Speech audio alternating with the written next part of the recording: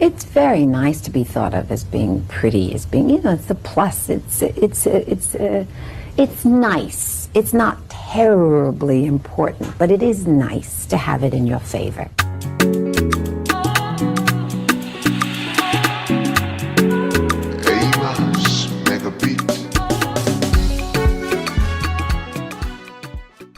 Hey guys, welcome back to my channel. Thank you so much for being here, and I really do appreciate your time. I'm coming back with a video on this entire situation with Stephen A. Smith, the bootlicker himself, and his comments about Serena Williams' appearance where she was crip walking to to Kendrick's diss song against Drake. So I'm gonna play his comments that he made on his talk show, and then I'm gonna come back with the rest of my commentary.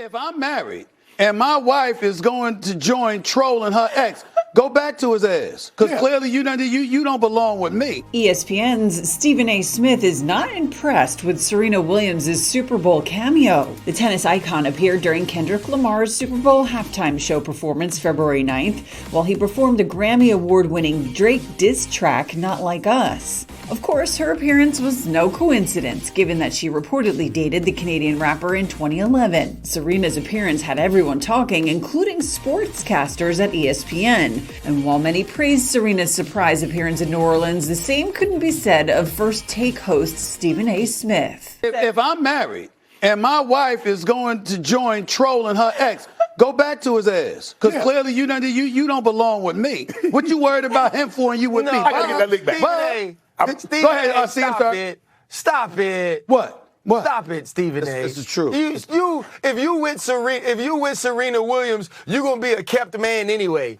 Don't start that. Serena married Reddit founder Alexis Ohanian in 2017, and the couple shares 2 daughters together. And Shannon Sharp was quick to point out their relationship longevity. I think Alex is doing pretty well. You know, he founded Reddit, and he sold Reddit for a good chunk of change. I think he okay.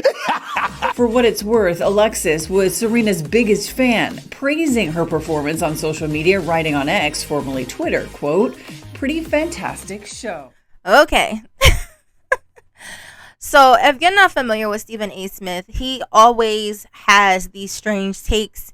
I think at this point, that's his brand, that's his chosen aesthetic, is to say things that are kind of, I'm not sure, align with what's actually going on. A lot of times when I hear his commentary, I don't personally watch him, but when I do see clips going around of his commentary, it's typically of things like this, where it's like, what are you talking about? Like, what? He's typically just very out of touch. It could be his age, and that he doesn't really have his ear to the streets, although he wants to give commentary on different things that are happening in current events and pop culture. But a lot of times when I hear his commentary, it seems like he doesn't really know what's going on. I find it very strange that he's being obtuse, and that's one thing I really dislike, when people come and comment on my comments in my comment section on social media when you're trying to have an impromptu debate with someone. Usually is, I cannot stand when people are obtuse and people act like they don't know what's going on just so they can have a spicy take. And that's potentially what's going on with him in this particular incident. Or it could be, like I said, he's usually out of touch, so he really does not know the history of their interactions, of why this is absolutely appropriate for Serena to do. Okay? So just as soon as a year and a half ago, Drake released the album, and one of the songs on the album was called Middle of the Ocean, and one of his verses, he literally takes a diss at Serena's husband and Serena. Sidebar, Serena, your husband a groupie. Yeah, so this was unnecessary. He didn't need to even mention Serena or her husband. It's very clear that Drake is hung up on his exes like Serena. I would even say Rihanna. Like, he feels some type of way. He loves to talk about his success. He loves to talk about how he's surpassed all these people, all his haters, all his ops. But he spends a lot of time talking about his exes and how they should have caught on, or they're going to miss him when he's gone, or how they basically took a L. And it never seems like it, right? So in particular, when it comes to Serena and Rihanna, they both have moved on. They both have had children, and they're in happy, healthy relationships without Drake. Alexis came online and he tried to address Drake in a respectful, grown man, mature way. And he basically was like, yes, I am her fan. I'm a huge fan of my wife. Classy response, right? Far as we knew in the public, we didn't know if Serena ever really responded to Drake or if she, went through certain channels to respond to him. And it doesn't appear like she has. So the reason why this has so much significance is because this was her opportunity to not only respond to Drake, but as well as do her iconic dance that she is known for on a public stage on the Super Bowl, which is literally cast around the world. Now, I'll give you a little bit of backstory about Serena doing this crip walk when she was still competing, when she was still actively playing tennis. A lot of times when she would score while she was playing the game, she would stop and she would do a crip walk. Man, I did not crip walk like that at Wimbledon. Ooh, I would have been fine. It was all love. Now, this was something that the tennis player officials did not like. They were constantly fining her. They were constantly taking and deducting points from her score, saying that she had bad sportsmanship.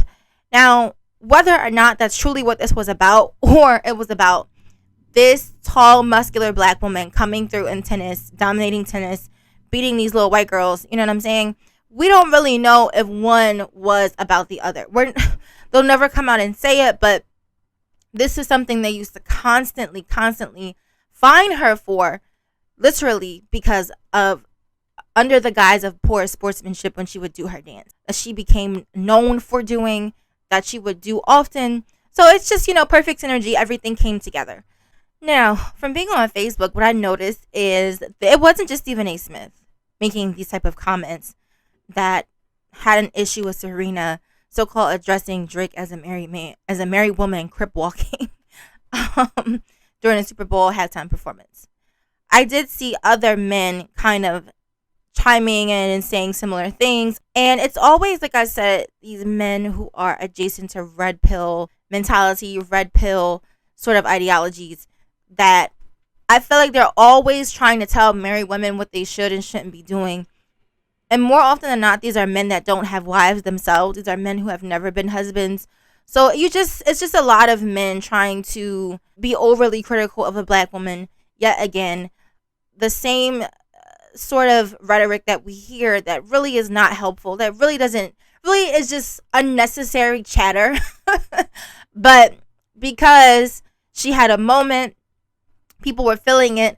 Of course, you have to have people who come in and want to be contrarians and act like what she was doing was so inappropriate. Now, what I was really excited about is Serena looked beautiful. She looked great. She looked strong. She looked athletic. She looked beautiful. She looked glamorous. She looked like she was having fun. And that was what, to me, was what stood out, because we know over these past couple of months, there have been pictures and videos surfacing of her looking a little crazy, her color, her skin tone looking off, her makeup looking crazy. So I was just happy that in this moment, she looked on point. She looked great. She looked like the Serena that I grew up watching when I was a teenager. So that was really important to me. And I was glad she had this moment to not only take a jab at Drake, but also a jab at the Tennis Association. Those same people, those same most likely racist people who were constantly trying to take jabs at her for displaying her way of celebrating, for displaying her culture, and how she wanted to celebrate wins and important moments in her game. I felt this was important overall for her to do that, because she's saying, hey, all these years later, I'm still crip walking. But just generally, my thoughts on the Super Bowl performance was, I love Kendrick. I enjoy his music. I enjoy the cerebralness of his music, the weightiness of a lot of his lyrical content, the fact that he chooses to be a prolific wordsmith on purpose. I appreciate those aspects of who Kendrick is as an artist. But I was hoping that he realized that the Super Bowl performance would have to be a more entertainment-based live performance, right? I was hoping that was something that he knew going into, and so he would more so craft a show that would incorporate a bit more of those spectacle elements versus the more lyrical content that we typically know him for. But it seems like, he chose to stand on business. He chose to do what he's typically known to do. And I think overall, the messaging was great. The messaging were powerful. It was just as strong. It was, like I said, what we know Kendrick to do. But in terms of the entertainment value, it really was not what we have come to expect from a Super Bowl performance. I think a lot of people watched it because it's one of the most watched Super Bowl performances to date. I think people wanted to see if he, in fact, was going to perform They Not Like Us. And he did. But I do think there were some spectacle elements missing from his performance that kind of made it a little boring. Some of the transitions were a little boring. Some of the downtime, like right in between the songs, were a little boring. And I don't feel that he hit on all of his hits, all of the songs that we kind of know him for. I think he tried to introduce us to some of the songs on his new album versus giving us that playlist of hits that people typically do during the Super Bowl performance. So I'm not one of those people who say it was bad, it was horrible. I just, for what it was good for Kendrick. But at the same time, like I said, I thought that maybe he would bring us a bit more entertainment, a bit more wow factor, because it's for the Super Bowl. It's the halftime show. But, you know, like I said, he chose to, you know, stay with more of his subdued, cool guy.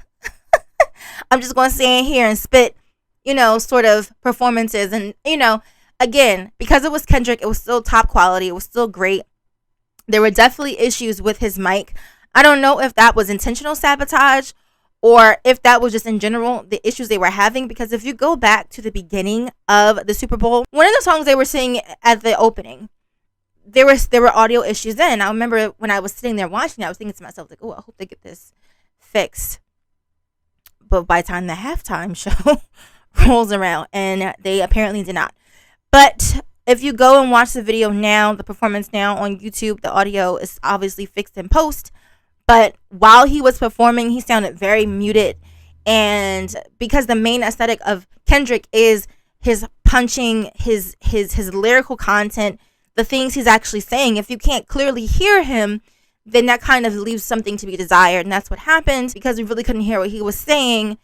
That aspect suffered as well. So yeah, those are my thoughts on this whole topic, on this whole conversation, including the Super Bowl halftime performance. But yes, thank you so much for listening. Thank you so much for watching. Take care.